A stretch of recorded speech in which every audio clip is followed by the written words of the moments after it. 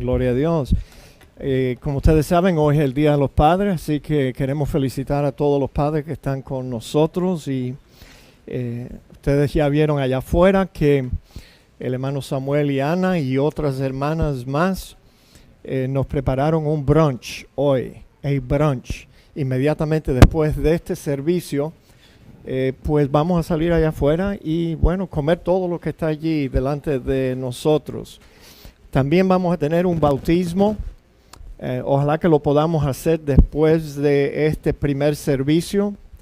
La hija más pequeña de Gerardo y Yeti Sierra se va a bautizar hoy, Lorenita. Lorena al fin entendió su necesidad, aceptó a Cristo y tomó la clase de bautismo y la vamos a bautizar en esta mañana. Así que para Gerardo yo sé que hoy es un día especial, súper especial, en que es más, él va a bautizar a Lorenita. ¿Qué les parece?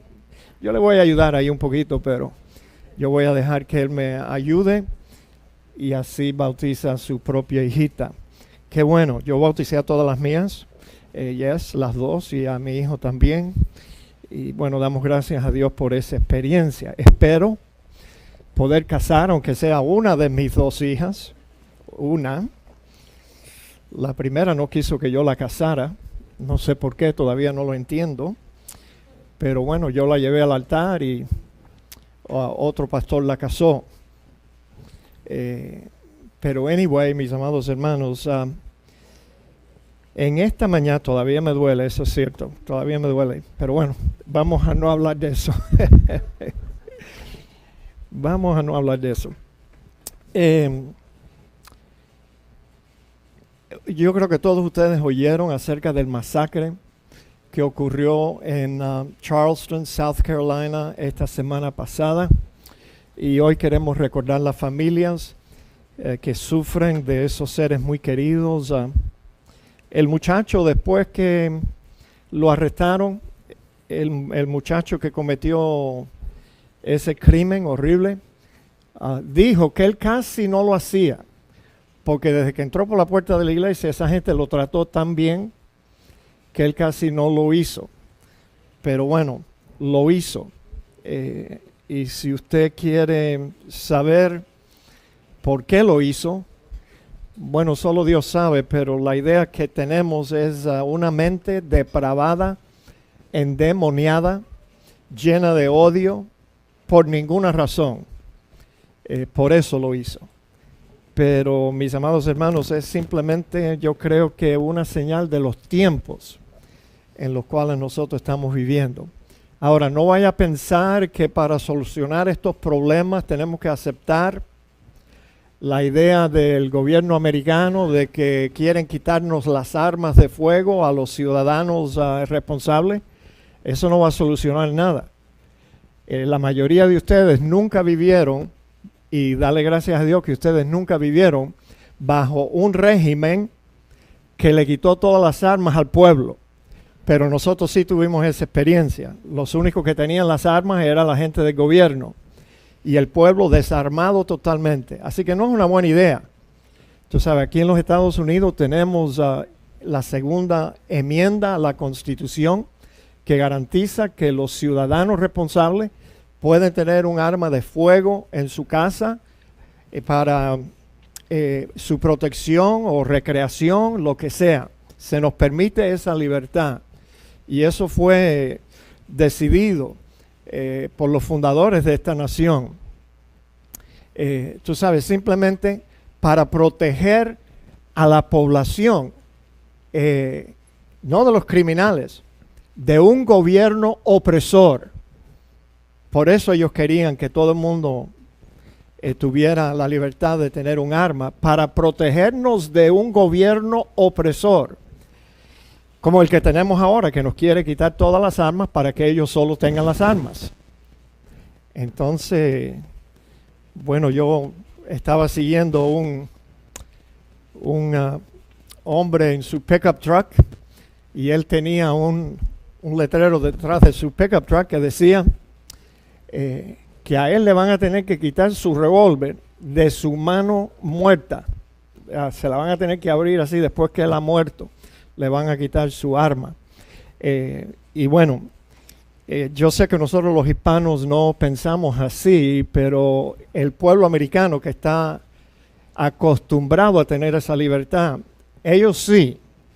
Lo único que tú tienes que hacer es montarte en tu carro y subir un poquito más arriba. En el resto de los Estados Unidos te vas a dar cuenta que los americanos aprecian y protegen las libertades que tienen aquí en esta nación. Pero bueno, mis amados hermanos, les invito a abrir su Biblia hoy. Vamos a estudiar un tema, los malcriados hijos del sacerdote Elí, ya que hoy es el Día de los Padres y ya que también terminamos la serie que estábamos haciendo de estudio en segunda de Timoteo, decidimos pues traer un mensaje especial para el Día de los Padres. A las madres que están presentes les pido perdón que no hice lo mismo el mes pasado. Muchas veces nosotros no nos vemos obligados de interrumpir una serie de estudios simplemente para un día especial. El Día de los Padres, el Día de la Madre, es una cosa muy, muy linda. Pero mis amados hermanos, de vez en cuando nos apartamos de un estudio, pero no siempre, no nos vemos obligados de hacerlo. Pero bueno, hoy sí lo vamos a hacer. Y el pasaje se encuentra en Primera de Samuel capítulo 2, del 12 al 25. El hermano Alonso nos va a ayudar con la lectura. Son 2 placas, hermano Alonso. 2. No, son 2 aquí. No, pero aquí van a ser 2.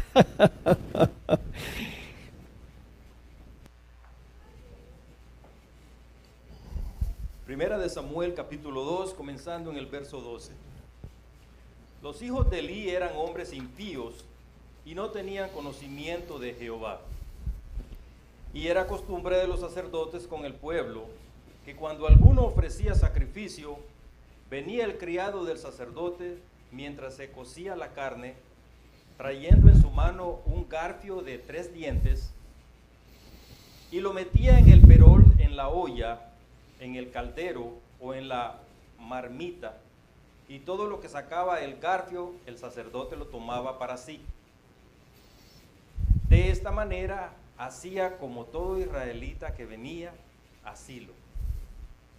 Asimismo, antes de quemar la grosura, venía el criado del sacerdote y decía al que sacrificaba: da carne para asar para el sacerdote, porque no tomará de ti carne cocida, sino cruda. Y el hombre le respondía: quemen la grosura primero, y después toma tanto como quieras. Él respondía: no, si no, dámela ahora mismo, de otra manera no la tomaré por la fuerza. Yo la tomaré por la fuerza. Era pues un grande delante de Jehová, muy grande delante de Jehová el pecado de los jóvenes, porque los hombres menospreciaban las ofrendas de Jehová. Y el joven Samuel ministraba en presencia de Jehová, vestido de un efod de lino.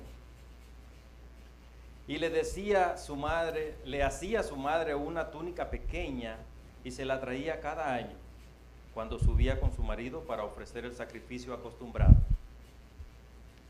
Y Elí bendijo a Elcaná y a su mujer, diciendo: Jehová te dé hijos de esta mujer en lugar del que pidió a Jehová. Y se volvieron a su casa. Y visitó Jehová a Ana, y ella concibió y dio a luz 3 hijos y 2 hijas. Y el joven Samuel crecía delante de Jehová.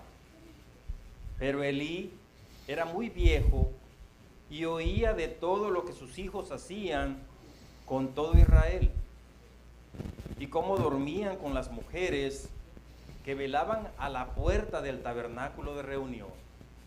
Y les dijo: ¿por qué hacéis estas cosas semejantes? ¿Por qué yo oigo que todo este pueblo vuestros malos procederes? No, hijos míos, porque no es buena fama la que yo oigo, pues hacéis pecar al pueblo de Jehová. Si pecare el hombre contra el hombre, los jueces le juzgarán. Mas si alguno pecare contra Jehová, ¿quién rogará por él? Pero ellos no oyeron la voz de su padre, porque Jehová había resuelto hacerlos morir. Oremos, hermano. Gracias, hermano Alonso. Padre, gracias te damos, Señor, por esta mañana hermosa. Gracias te damos, oh Dios, que hoy podemos disfrutar de este Día de los Padres aquí, algunos de nosotros con nuestros hijos y nuestra familia. Te pedimos tu bendición, pedimos, oh Dios, que tú nos acompañes en el estudio para que podamos aprovechar bien de este relato acerca de este sumo sacerdote y sus dos hijos. Padre, también en esta mañana nosotros sabemos que nuestros hermanos en Charleston, South Carolina y sus familiares están sufriendo la pérdida trágica de esos seres queridos inocentes. Y es por eso, oh Dios, que te rogamos que tú consueles los corazones de cada uno de ellos. Sin duda se están reuniendo en esta misma hora, Señor, para buscar de ti ese consuelo. Pedimos que tu paz profunda llene sus corazones, oh Dios, y les ayude a reconocer que el destino de esos seres queridos que fueron baleados dentro de una iglesia que ellos amaban, oh Dios, es firme en Cristo Jesús, y que hoy esas personas están delante de la presencia del Señor Jesús. Consuélalos de esa forma. Te lo pedimos en el nombre de Cristo Jesús. Amén. Tomen asiento, amados hermanos. Y mientras ustedes se van acomodando, quiero relatarle algo que les dije la semana pasada. Perdónenme que lo voy a volver a repetir. Pero en un programa de historia de la Segunda Guerra Mundial, un soldado que entrevistaron recién dijo que él se acordaba que muchos de los jóvenes soldados que recibieron una herida mortal, cuando estaban ahí moribundos y sentían que la muerte los iba a llevar, que él recordaba que muchos de ellos clamaban por su madre en ese momento de la muerte. O sea, cuando ellos estaban muriendo, pensaban en la mujer que les había dado a luz, en la mujer que lo había cuidado con tanta ternura cuando ellos eran pequeños y siempre. Y bueno, el soldado, lo que me interesó es que él dijo que él nunca se acuerda de haber oído uno de sus amigos en esa situación clamar por su padre. Ni uno de ellos clamaba por su padre, sino por su madre. Bueno, quizás este relato sería mejor que yo lo contara el Día de las Madres, ¿verdad? Porque no nos hace a nosotros sentir nada bien el saber que, bueno, pero ¿sabe qué, mis amados hermanos? A mí eso no me sorprendió, de que un hijo piense en su madre en un momento crítico al final de su vida. A mí eso no me sorprende. La madre es aquella mujer que lo formó en su vientre, o Dios formó esa criatura en el vientre de la madre, pero bueno, ella lo tuvo, le dio a luz, lo cuidó. Entonces se espera pues que un hijo responda de esa forma con su madre. Digan amén. También les relató el hermano Jorge Chávez el Día de las Madres. Yo quise que él leyera un poema que me dio la hermana Nereida. Gracias, hermana Nereida, por ese relato de un muchacho aquí en el sur de la Florida que estaba nadando en una laguna detrás de su casa y un alligator lo atrapó por sus piernecitas. Y cuando la madre oyó a esa criatura gritar, ella salió afuera y lo agarró y trataba de sacarlo del agua mientras que el alligator trataba de llevárselo, hundirlo. Bueno, a Dios gracias, un vecino de esta señora oyó los gritos también y él agarró, ¿qué cosa? Un revólver. Ay, qué bueno que los ciudadanos tienen un revólver, ¿no es cierto? Porque si no, esta historia hubiera terminado de otra forma, más trágica. Pero bueno, el vecino fue allí, le metió un tiro, parece que él sabía usar el revólver bien, le metió un tiro al alligator, lo mató y así pudieron librar el muchacho de las garras de este animal. Cuando el niño estaba en el hospital, claro, esto estaba en todas las noticias y un reportero fue a entrevistar al niño y le preguntó que él quería ver sus heridas, sus cicatrices. Y entonces el muchacho le mostró las heridas de las morduras del alligator en sus piernas, pero el muchacho le dijo, no, pero usted va a querer ver también las cicatrices que yo tengo en mis brazos, que mi madre me enterró las uñas y no me quiso soltar. Ve, el niño estaba orgulloso de que su madre, no. La madre se hunde y se la come el alligator a ella también, pero ella no iba a soltar a su hijito, mis amados hermanos. Ahora, yo sé lo que un hijo, yo creo que todos nosotros sabemos lo que un hijo siente por su madre.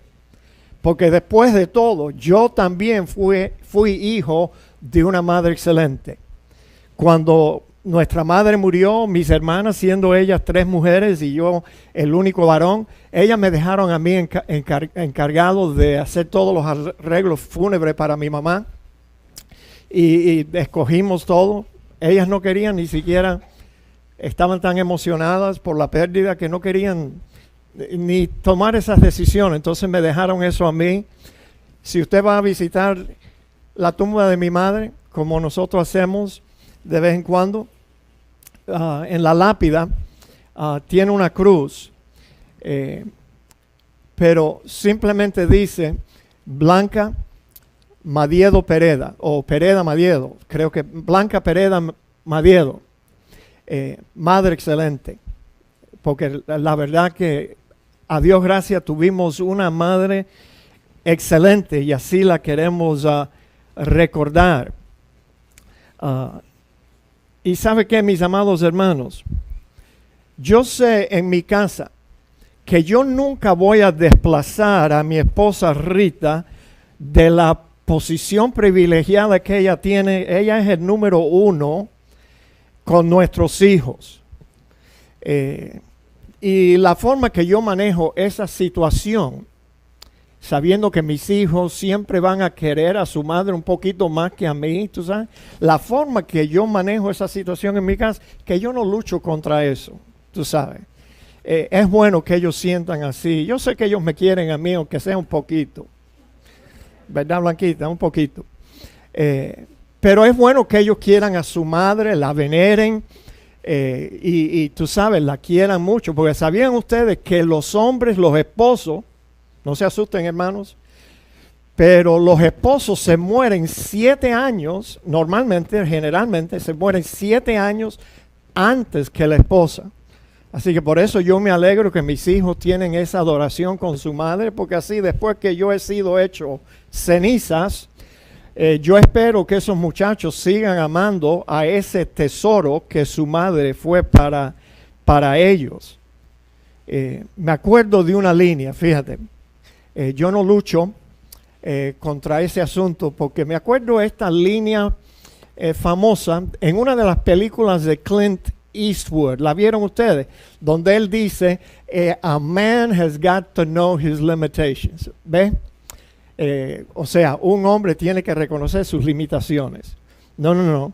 El hombre es el padre, pero la mujer es la madre, tú sabes. Tenemos que reconocer nuestras limitaciones.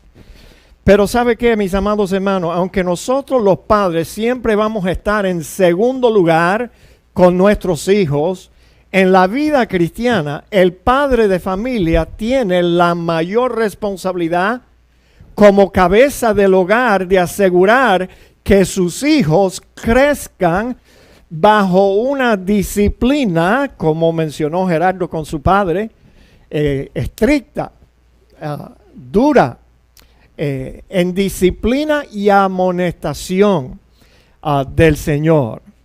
Ahora, ¿saben ustedes lo que significa criar a nuestros hijos en la disciplina y amonestación del Señor? Yo les voy a dar una idea. Esto no es científico, es lo que yo pienso que es. O sea, los padres aplicamos a nuestros hijos como regla de conducta nuestras convicciones cristianas y el conocimiento que tenemos de la conducta que Dios demanda de un cristiano. Le traspasamos O sea, esa es la regla que un padre cristiano utiliza.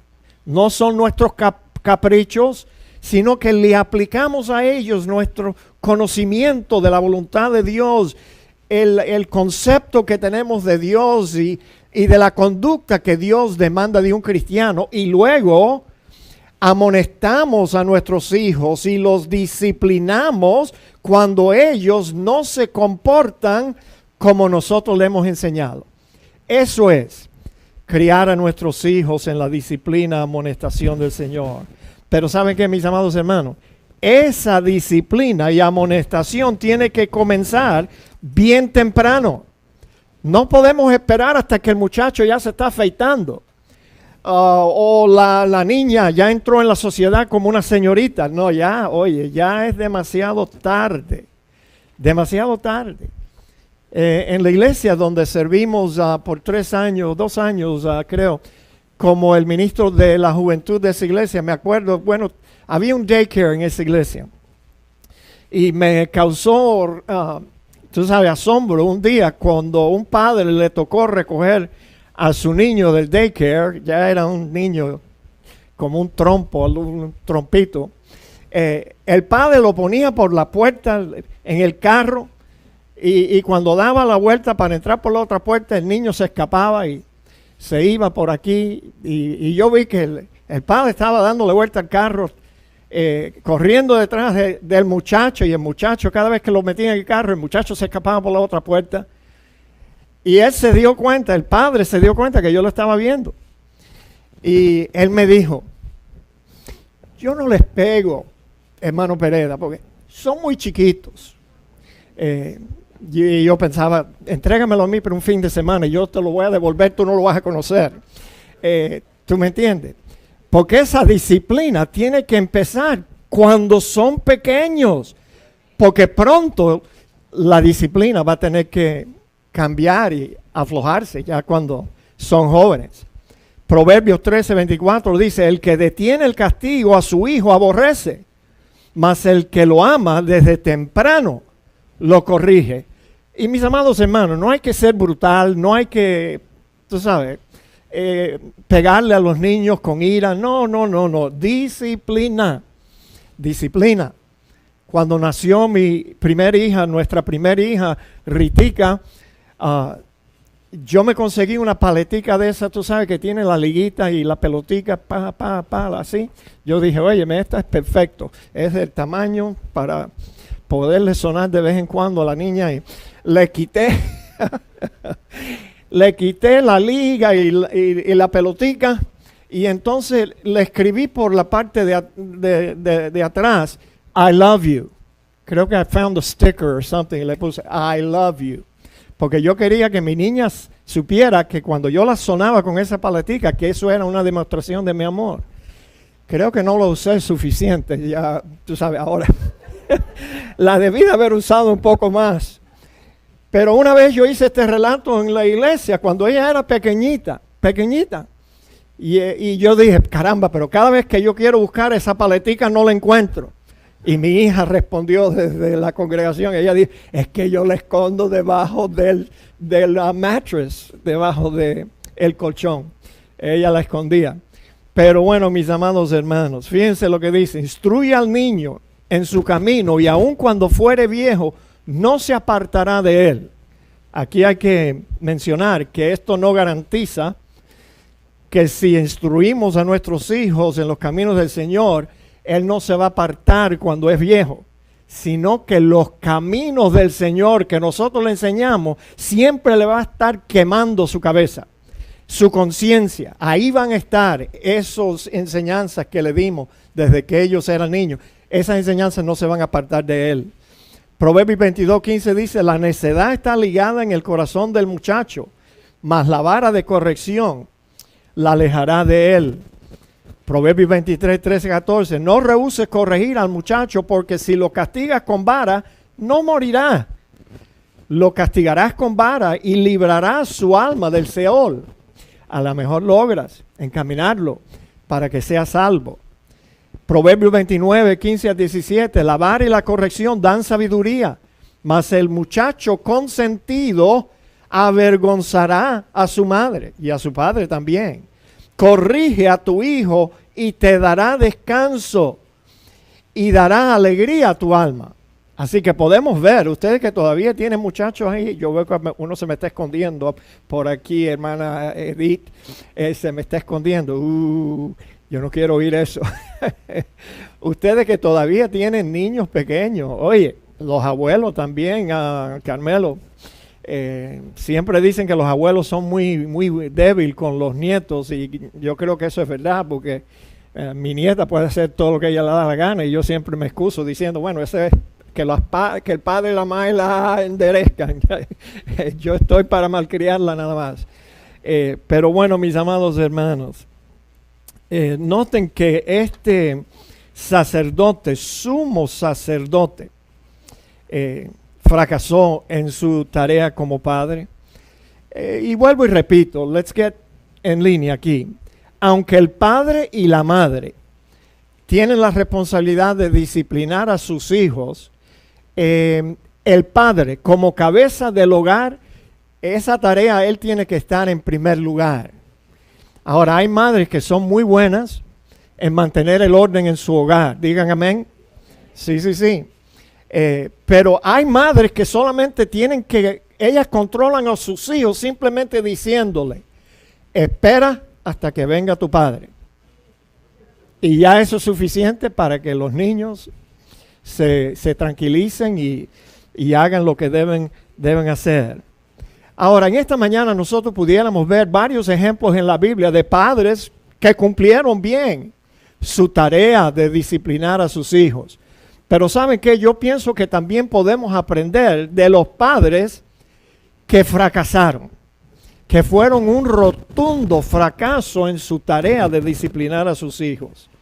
Y en el pasaje que leímos hoy está la historia triste del sumo sacerdote Elí. Imagínense, un sumo sacerdote tenía que ser uno que tuviera un conocimiento extenso de la ley de Dios, de los mandamientos de Dios, y no solo conocimiento de las Escrituras, sino que el sumo sacerdote en su vida tenía que reflejar esa devoción a Dios y a las leyes de Dios. Entre todos los israelitas creyentes de su tiempo, el sumo sacerdote era elegido porque él era el mejor ejemplo de obediencia y de santidad entre el pueblo. Así que estamos hablando de un hombre creyente, tú sabes, principal, excelente en su relación con Dios. Como sumo sacerdote, Elí se ve en la Biblia en su función como juez y como sumo sacerdote. Por ejemplo, no sé si ustedes recuerdan la historia de Ana. Tú sabes que fue al templo porque ella era una mujer casada, pero Dios no le había dado hijos. Y entonces ella quería tener un hijo y era estéril y no podía quedar embarazada. Entonces ella fue al santuario un día y estaba allí orando y estaba bien acongojada y estaba bien triste. Y cuando Elí vio a esta señora allí en el santuario orando de esa forma, él pensó que ella estaba ebria. Pero ella le dijo, no tengas a tu sierva una mujer impía, porque por la magnitud de mis congojas y de mi aflicción he hablado hasta ahora. Elí respondió, fíjate, reconoció que él se había equivocado y le dijo, ve en paz y el Dios de Israel te otorgue la petición que le has hecho. Tú sabes, ella le estaba rogando a Dios, dame un hijo y si me lo das, yo lo voy a dedicar al servicio del santuario. Y eso precisamente fue lo que ella hizo. Tú sabes, la dedicación que la gente en aquel entonces hacía, muy diferente a la que nosotros hacemos. Imagínate que tú vayas a la iglesia un día y le hayas prometido a Dios que tú vas a entregar a tu hijo, lo vas a dedicar al servicio de Dios y bueno, lo dejas allí. Bueno, pero no hagas eso conmigo porque yo no quiero más hijos. O sea, yo no quiero más asuntos así. 3 es suficiente. Yes. Pero anyway, así ellos hacían y Ana había dedicado este hijo y así lo hizo. Así que vemos aquí Elí, en su función como sumo sacerdote, le dijo, ve y Dios te va a bendecir. También en otro pasaje vemos a Elí otra vez en su función como sumo sacerdote, que pudo lograr obtener otra bendición sobre Elcana y Ana. Elcana era el esposo y Ana su mujer. Ellos iban al santuario todos los años y esa madre le cosía una túnica a su hijo Samuelito, y se la llevaba. Y entonces allí o mejor dicho, Elí bendijo a Elcana y a su mujer diciendo, Jehová te dé hijos de esta mujer en lugar del que pidió a Jehová. Y se volvieron a su casa y visitó Jehová a Ana, y ella concibió y dio a luz 3 hijos y 2 hijas. Óyeme, no sé si fueron todos el mismo viaje, tú sabes, quintuplets, pudo haber sido, tú sabes, 5 muchachos le dio de un solo viaje, pero bueno, lo más probable es que fue 5 veces ella quedó en estado y tuvo 3 hijos más varones y 2 hijas más. Y ahí vemos a Elí en su función. Los historiadores cuentan de Elí que él fue un fiel sacerdote. Y como sacerdote era también un buen juez en Israel. Pero como padre lo recuerdan los historiadores como un rotundo fracaso.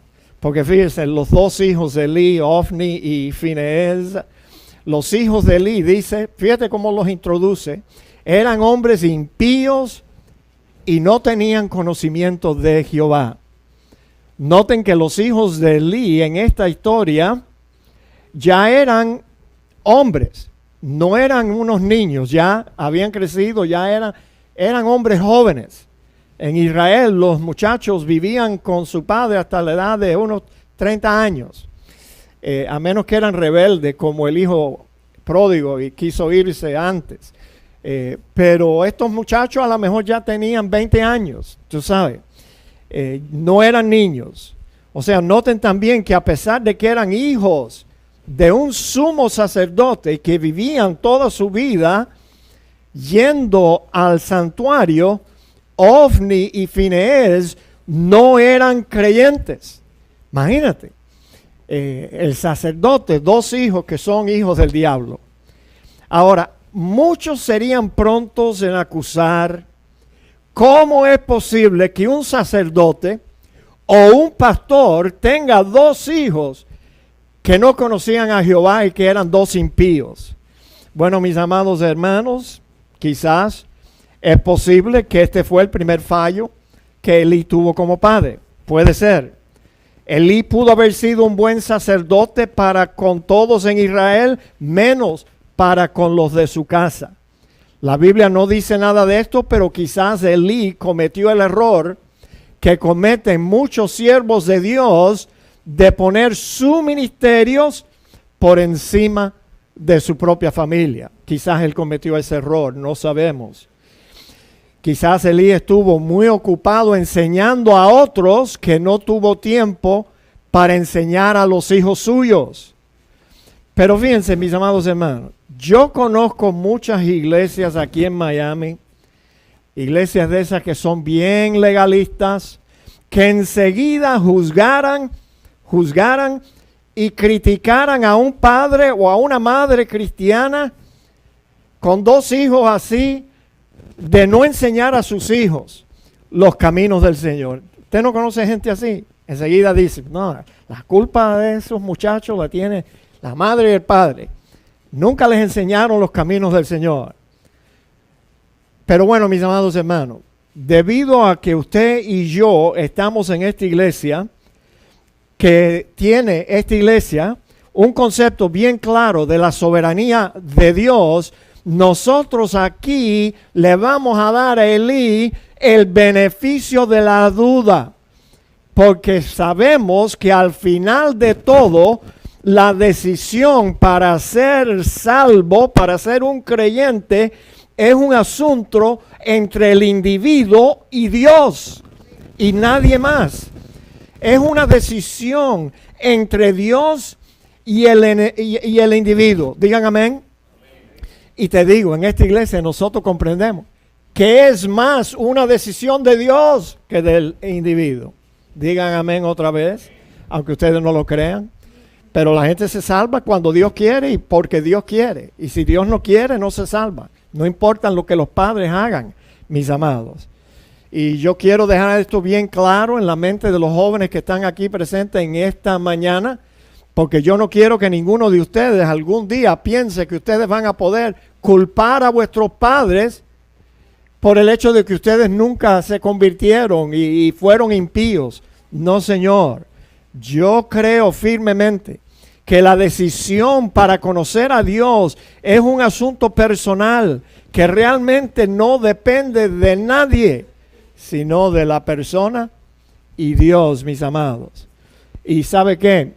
Yo estoy tan seguro que esto es así porque a través de los años nosotros hemos visto a muchos padres y madres cristianas luchando, orando y haciendo todo lo posible para encaminar a sus hijos por los caminos de Dios, pero el problema es que algunos hijos no responden. O sea, no les da la gana someterse a la vida cristiana, al señorío de Cristo en su vida.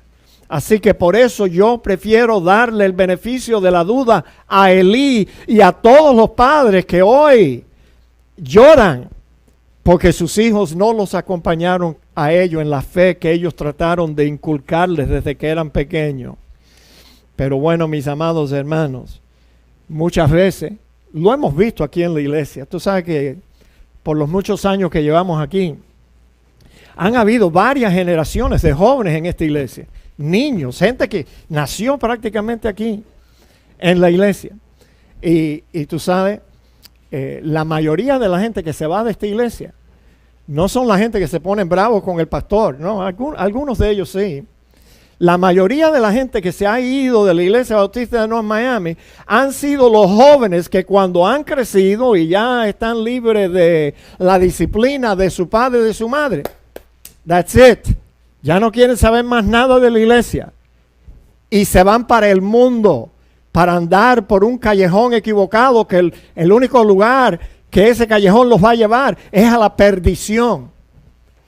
Pero así es, hemos visto tanto ya que ya yo no me asombro. Cada vez que yo veo un joven aquí en la iglesia, yo digo, ¿será o no será? ¿Es de nosotros o simplemente está aquí con nosotros? Bueno, yo espero que los jóvenes en esta mañana entiendan que ustedes tienen que arreglar cuenta con Dios. Y bueno, siempre les muestro esta placa, espero que les ayude. La vida cristiana es la mejor vida que tú puedes vivir, bar none. No hay otra vida mejor que una vida con el conocimiento de Dios y andando en las leyes naturales de Dios. Esa es la mejor vida, la vida más saludable. Pero déjame decirte otra cosa. La vida cristiana es solo para aquellos que la quieren. Digan amén. Tú no le puedes empujar la vida cristiana a alguien.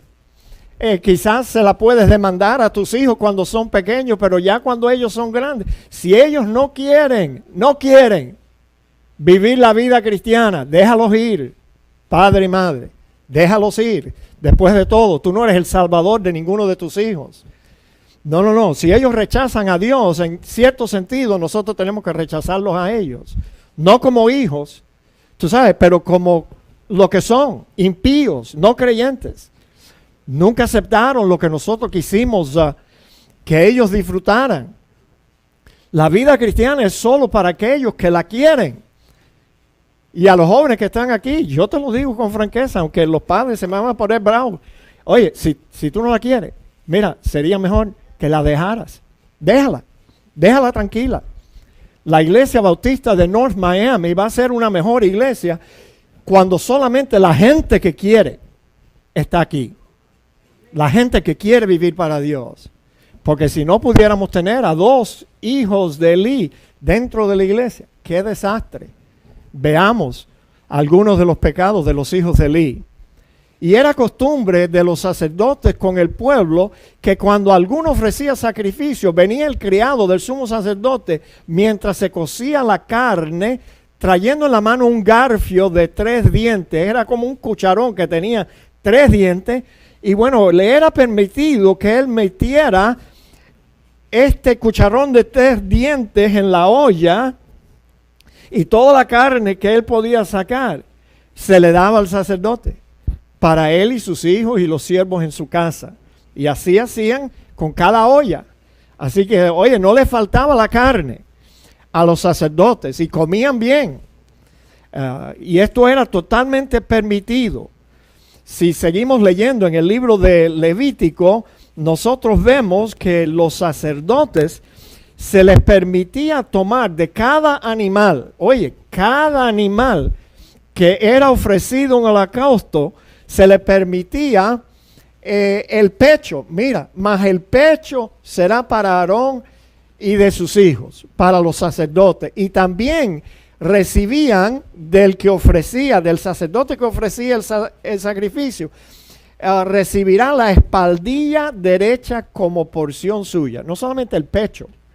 Oye, esta gente comían baby back ribs todas las noches, baby back ribs, bien asaditas. Así que Dios quiso eso, darle a los sacerdotes eso para que ellos estuvieran bien alimentados.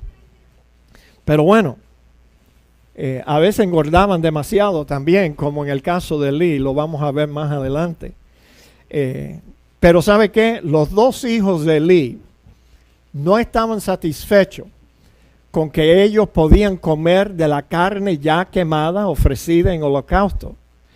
La ley, les muestro otro versículo primero para que se den cuenta que toda la grosura del animal, o sea, la grasa, es de Jehová y tenía que ser quemada. Ustedes que saben hacer barbecue, ustedes saben que cuando la grasa se derrite por el calor y cae sobre la leña o whatever you're using, eso es lo que, el humito ese que sube, que es rico, el olor, la grasita. Y eso era por eso que ellos tenían que quemar en ofrenda, que se queme en olor grato a Jehová. Toda la grasa era de Jehová. Pero bueno, los 2 hijos de Eli, fíjense lo que ellos hacían. Asimismo, antes de quemar la grosura, venía el criado del sacerdote y le decía al que sacrificaba: da carne que asar para el sacerdote, pero no tomará de ti carne cocida, o sea, carne ya quemada en holocausto, sino que nosotros la queremos cruda. Y si el hombre le respondía al siervo, quemen la grosura primero y después toma tanto como quieres, él respondía: no, sino dámela ahora mismo. De otra manera, yo la tomaré por la fuerza. Era pues muy grande delante de Jehová el pecado de los jóvenes. Fíjate, el siervo fue el que fue a pedir la carne cruda, dirigido por los 2 hijos de Eli. ¿Ve? Ellos querían que le dieran la carne antes de que la carne fuera ofrecida. Ellos no querían el gordito ese de grasa quemado. No. Parece que a ellos les gustaba término medio, tú sabes. Y entonces por eso querían la carne cruda y hacían que el siervo de su padre les cocinara la carne aparte y le dejara, tú sabes, el cuerito de ahí del animal para ellos masticarlo, mis amados hermanos. Y lo peor que hacían era que le decían al siervo de su padre, le decían: si no te da la carne, dile que la vamos a tomar a la fuerza. Vamos a ir allí y se la vamos a arrebatar. Pero ¿sabe lo que el relato no incluye? El relato de estos 2 hijos malcriados de Eli no incluye ninguna amonestación de ese padre a sus hijos, mis amados hermanos. Parece que estos 2 hijos de Eli estaban acostumbrados a ser consentidos y Eli les dejaba que ellos hicieran como ellos les daba la gana. ¿Y qué hacía Elí cuando venían otros sacerdotes a dar las quejas? Mira, estos muchachos tuyos le están robando las ofrendas a Jehová. Se las llevan antes que nosotros podemos ofrecerlas a Jehová. Bueno, ¿sabe qué? Probablemente, en vez de castigar fuertemente a sus hijos, seguro que Elí los defendía o hacía excusas por ellos. Tú sabes, ay, mira, fulano, es que ellos son jóvenes todavía y no entienden muchas cosas y déjalo. Ya ellos aprenderán. La hermana Rita y yo tenemos una hija que es maestra en una escuela pública y ella nos cuenta que la parte más difícil de su trabajo no son los muchachos, las madres y los padres de esas criaturas. Porque es la responsabilidad de la maestra cuando un muchacho o una muchacha hace una travesura grande. La maestra tiene que llamar a la mamá y al papá y decirles, vengan y hablen conmigo, su hijo se ha comportado mal. Pero bueno, mi hija se asombra, yo creo que esto le está ayudando a ella también en su tarea como madre, porque mi hija se asombra que enseguida las madres se ponen defensivas porque están ofendidas, porque piensan que le están criticando su forma de criar a sus hijos y siempre le responden algo así. Eso no puede ser posible. Mis hijos son incapaces de hacer tal cosa. Bueno, mamá, quizás no lo hacen cuando tú estás presente, pero cuando tú los envías a la escuela, ellos piensan que allí pueden hacer lo que les da la gana y como no se les puede dar allá en la escuela, te tienen que llamar a ti. Pero las madres responden, aquí tiene que haber una equivocación, porque mis hijos son buenos muchachos. Mis hijos nunca me han dado a mí ningún problema. No, el problema no es contigo, madre. El problema es en la escuela. Nadie jamás me ha dado una queja de mis hijos. ¿Tú sabes lo que eso significa? La culpa es suya, maestra, porque a mí nadie me ha dado una queja de mis hijos. Así que ahora usted se está quejando de mis hijos. Usted es una mala maestra. Y esa es la parte más difícil del trabajo de mi hija. No es con los muchachos, los padres. Y especialmente las madres que se ofenden cuando tienen que llamarle la atención a uno de sus hijos. Bueno, mis amados hermanos, te digo, mi pastor siempre enseñaba esto. Mira, si tú quieres criar un criminal, si tú quieres que tu hijo o tu hija sea un Bonnie and Clyde, un sinvergüenza, una amenaza para toda la sociedad, aquí tienes la receta, según mi pastor Eugenio González. Él dice, en primer lugar, dale todo lo que tu hijo te pide. Todo. Y hay padres que se acostumbran, tú sabes, porque los muchachos de un nag y hasta que no le dan lo que el muchacho quiere, no paran. Y hay padres que ceden. Pero eso es un error. Dale todo lo que te pida. No lo disciplines o castigues cuando se comporta mal. ¿Sabían ustedes que muchos padres son amenazadores, pero nunca cumplen con la amenaza? Te voy a dar, y nunca le dan. Y entonces ya el muchacho lo sabe. Este perro ladra, pero no muerde. Y entonces hacen lo que les da la gana. No los disciplina, lo castiga cuando se comportan mal. Otra cosa más, mira, defiéndelo. Defiéndelo, madre. Listen, defiéndelo cada vez que una persona responsable te da una queja de él. No, mi hijito no. Él no es así. Usted está equivocada, maestra. Defiéndelo. O cuando un hijo te llama. Tú sabes que cuando arrestan a la gente aquí, te dan una llamada. Bueno, yo tenía a mis hijos amenazados desde que eran chiquitos.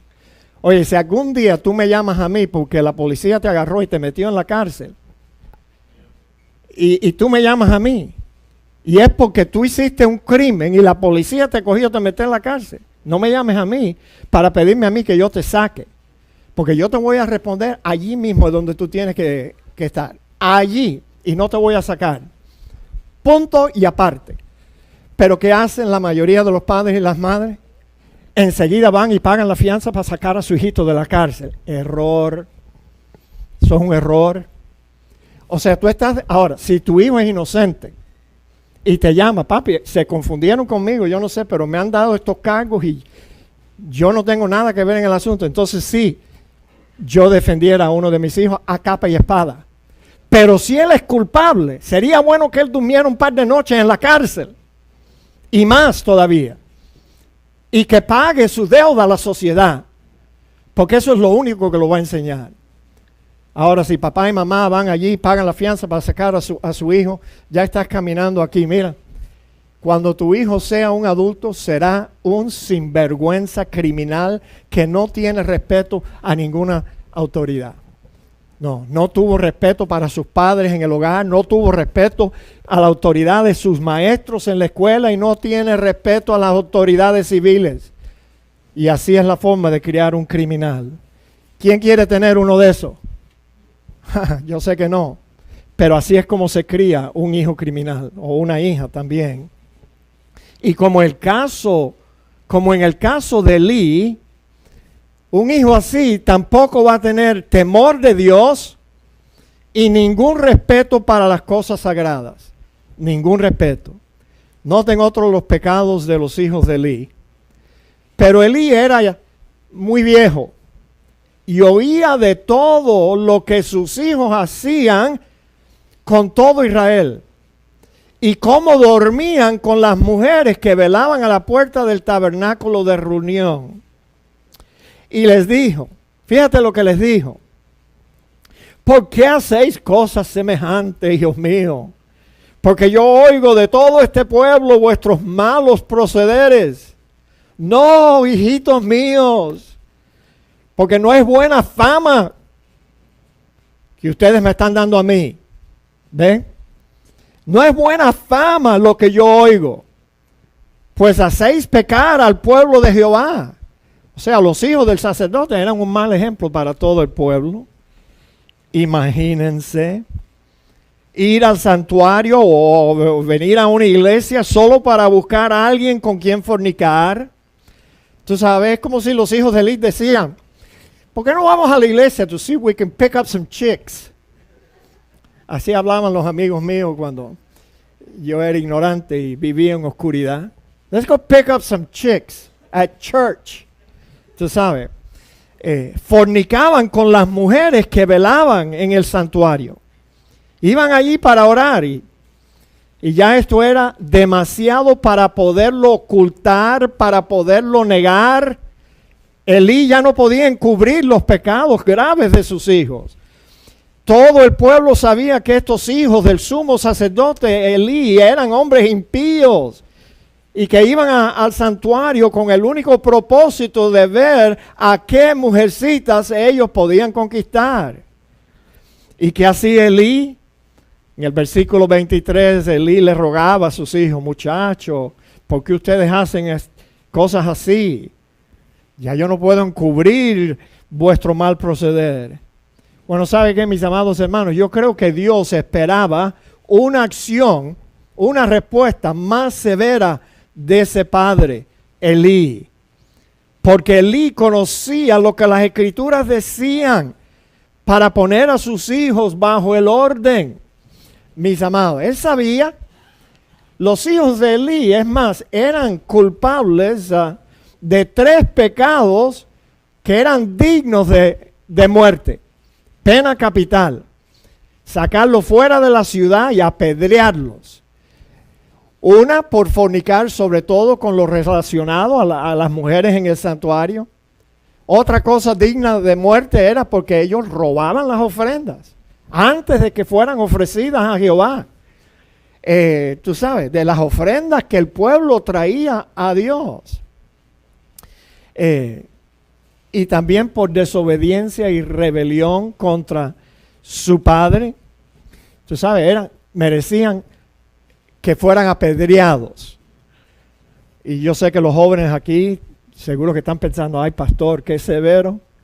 eran las cosas en aquel entonces. Si hicieran eso hoy en día, pastor, 3/4 partes de mis amigos en la escuela tuvieran que morir. Es cierto, oye, la sociedad se ha degenerado tanto que ya para encontrar un muchacho, una muchacha sana en una escuela, es difícil encontrarlo. Pero tú sabes, jóvenes, la realidad en la mente de Dios, Él sabía de que no iban a tener que matar a 3/4 partes de los jóvenes en una generación. Tú sabes, con que 1 o 2 tuvieran que sufrir esta sentencia por graves pecados, ya eso era suficiente para que los demás temieran y se enderezaran. Sí, Señor. Y yo creo que por eso Dios decía, mátenlo y así quitan ese mal de mi pueblo. Quitan ese mal de mi pueblo. Aquí en los Estados Unidos, la justicia no es justicia. Y es lenta. Fíjense este muchacho que mató esas 9 personas, hirió a 3 más, dentro de una iglesia. Entonces, si hubiera sido, ¿por qué no fue una discoteca, chico? Y mató gente allí. No, pero él fue donde los mejores ciudadanos estaban reunidos. Pero fíjense lo que va a pasar con ese muchacho. Lo primero que van a hacer es estudiar su mente. Tú sabes que en psicología humana. Porque seguro que una persona que hace algo así tiene que estar loco. Sí, yo sé que está loco. Pero ¿sabe qué? Terminó con la vida de 9 personas y merece morir. Eso es lo que la Biblia dice. Así que por favor, no se opongan, ustedes que son cristianos, no se opongan a la pena capital. La gente que se opone a la pena capital son gente que no conocen las Escrituras. Sí, el que mata a otro debe pagar con su vida, a menos que lo haya matado sin querer. Tú sabes, sin maldad. Pero la pena capital. Pero chico, ese muchacho probablemente va a pasar 30 años on death row. O a la mejor cadena perpetua. ¿Sabían ustedes cuánto nos cuesta a nosotros tener el sinvergüenza ese en la cárcel por el resto de su vida? $50,000 al año. $50,000 al año. Oye, y ese no es dinero que el gobierno paga para tener ese niño allí. Acuérdense, nosotros somos el gobierno aquí en North America. Así que no, el gobierno se encarga de eso. El gobierno se encarga de eso porque me saca a mí más dinero cada abril 15. Los Estados Unidos no tienen un centavo hasta que tú y yo no le mandamos un cheque para allá.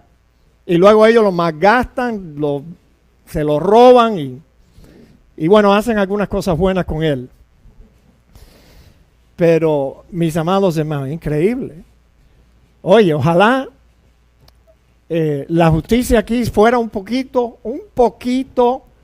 como la justicia que aplica Fidel Castro. Fidel Castro sacara a este muchacho ahí al paradón en una semana o menos a fusilarlo. ¡Pah! Ya.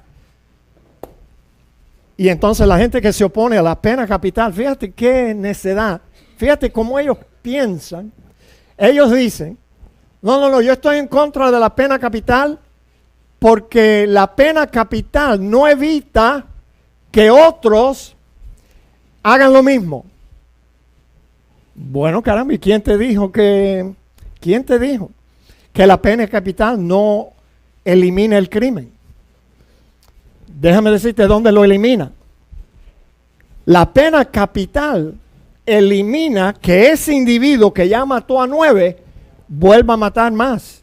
Él sí que no va a cometer un crimen más, porque después de muerto, él va a tener su encuentro con su creador y va a tener que rendir cuentas por todas las maldades que hizo. La pena capital sí termina con el crimen. Ese criminal no va a volver a cometer otro crimen. Elimínenlo. Eso es lo que deben hacer con una persona así, llena de odio y de racismo. y de locura también. No importa que esté loco. Él cometió un crimen digno de muerte, mis amados hermanos. Y la sociedad fuera mejor si la llevaran a cabo y pronto. Bueno, ahora que estamos hablando, tú sabes, acerca de Lee, sus hijos ya grandes, tú sabes, a lo menos Elí debió, si no los quería apedrear, por lo menos lo debió haber echado de su casa. Eso es algo. A mí, si ya los muchachos se están afeitando y están conquistando mujeres en el templo, muchachos, se acabó la bobería. Ustedes ya no pueden vivir bajo la casa de un sumo sacerdote. Se me largan de aquí y hagan su propia vida. Él pudo haber hecho eso. O a lo menos Elí pudo haber excomulgado a sus dos hijos para que no tuvieran acceso a ninguna parte del santuario ni a la gente que iban allí. Pero él no hizo nada de eso. Nada de eso. Pero ahora que estamos hablando de todo un poco, ¿por qué no nos detenemos un segundito? Porque no quiero que eso les escape, se nos escape.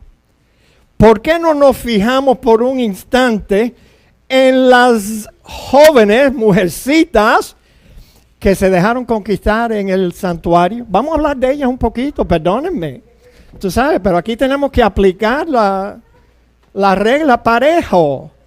Tú sabes, parece que los pájaros del mismo plumaje vuelan y se juntan, vuelan juntos. Y eso es lo que encontramos en este relato. Oye, que las mujeres hayan ido al santuario para luego ser tan necias para dejarse caer en los brazos de esos dos guanajos. Eso no habla muy bien de ellas. Digan amén, hombres, por lo menos los hombres, digan amén. Oye, fueron al templo a orar y en cambio se dejan conquistar por esos dos sinvergüenzas. A mí me contaron una vez, yo creo que esta historia ya yo la hice, tú sabes, ustedes necesitan un nuevo pastor porque ya todas las historias mías ustedes las han oído 3 o 4 veces. Pero mira, un pastor que era policía aquí en Biscayne Gardens, policía en Biscayne Gardens, y era hijo de un pastor, muy amado, muy respetado, ese padre del hijo, sin vergüenza. Él le contó a un amigo mío, Julio da Silva, que también era policía aquí en Biscayne Park. Le contó una noche que cuando ellos dos estaban patrullando juntos en el carro, que su primera experiencia con una muchacha había sido con la hija de otro pastor en el campamento de Lake Yale, campamento de jóvenes de verano. Parece que se escaparon de las cabinas de noche, se juntaron y bueno, eso fue lo que le contó este hijo de pastor a mi amigo Julio da Silva. Ahora, la triste historia de la muchacha que él conoció de esa forma es que a medida que fueron pasando los años, esa muchacha tuvo varios marinovios. ¿Saben lo que es eso? Un novio que no es marido, pero marinovios. Tuvo varios esposos, tuvo varios hijos también, y tuvo una vida triste, desastrosa. El hijo del pastor, el que era policía, hoy está en la prisión.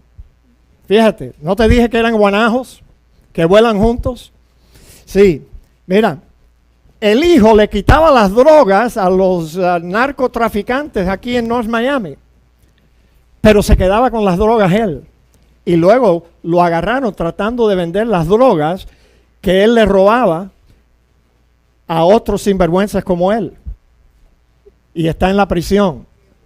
Cuando murió el padre de ese hijo, él quiso que lo soltaran para ir al funeral. Y la corte dijo, de eso nada. Usted se me queda ahí mismo donde usted está. No lo dejaron ni siquiera ir al funeral de su padre. Así que vemos dónde terminan vidas así. A mí, muéstrame un muchacho o una muchacha que hace trastadas así en la sociedad, y yo te puedo pintar un retrato de cómo ellos van a ser later on, más tarde en su vida.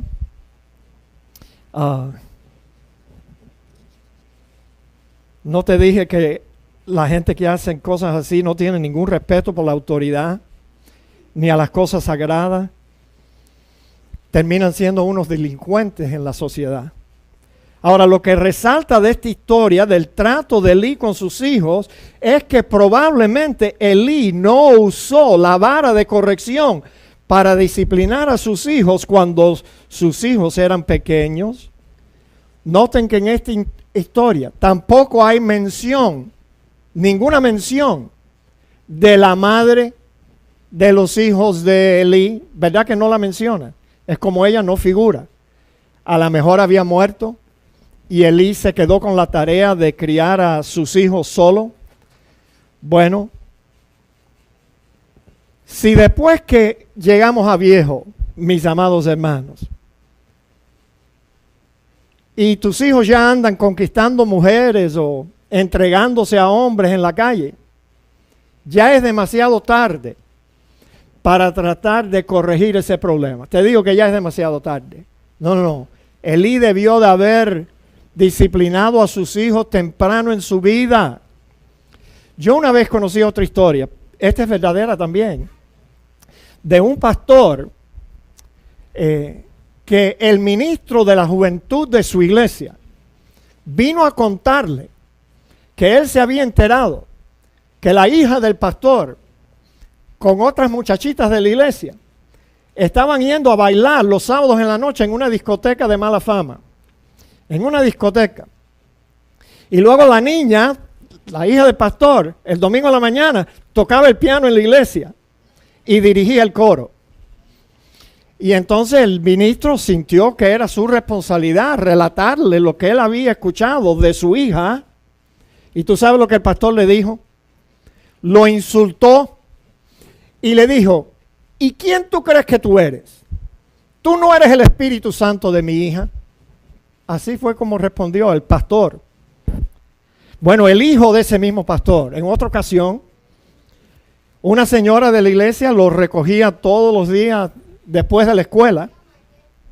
Y el muchacho una vez vio a uno de sus amigos caminando por la calle y le hizo una grosería con su mano, un gesto con su mano, y le dijo una grosería desde el carro de la señora cristiana que lo estaba llevando para su casa.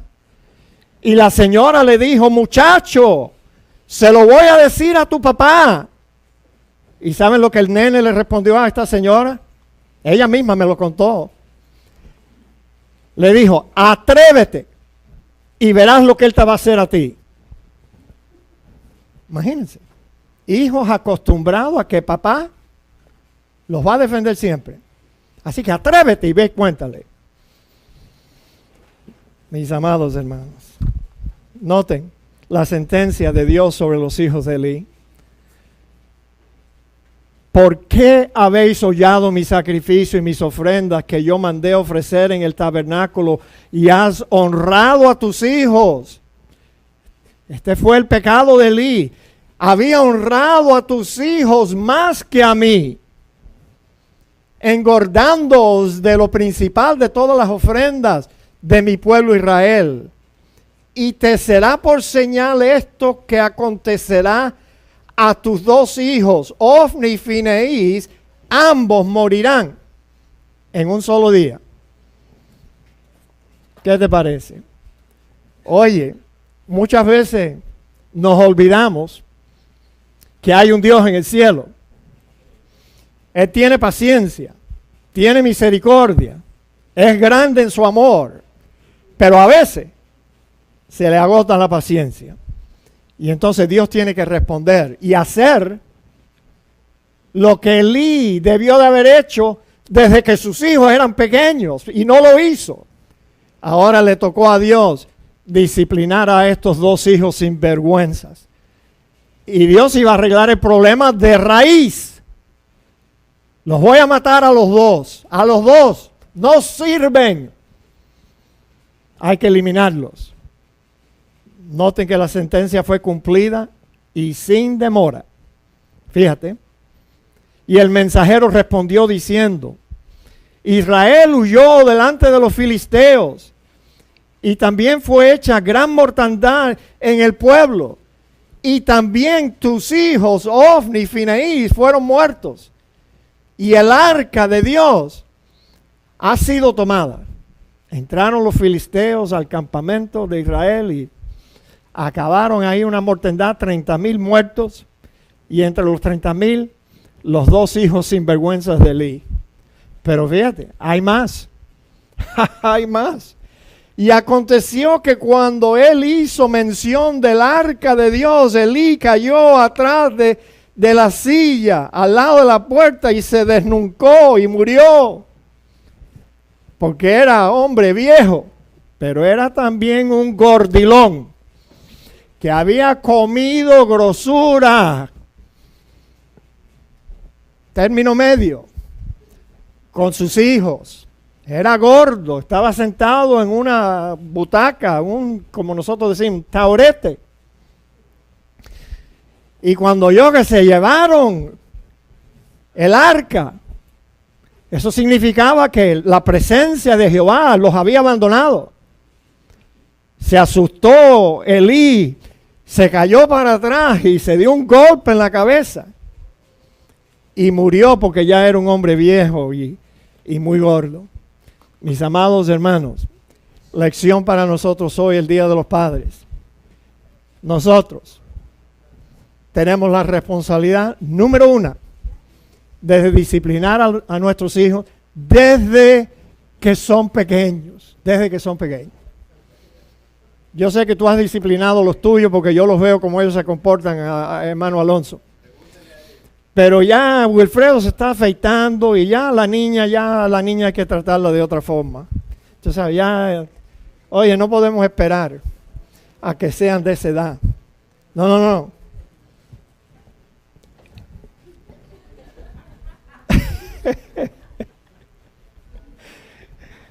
Oremos, hermanos. Padre, gracias te damos por lo que hemos visto hoy. Ayúdanos a cumplir con nuestro deber delante de ti, de disciplinar a nuestros hijos en la disciplina, la amonestación del Señor. En el nombre de Cristo oramos. Amén.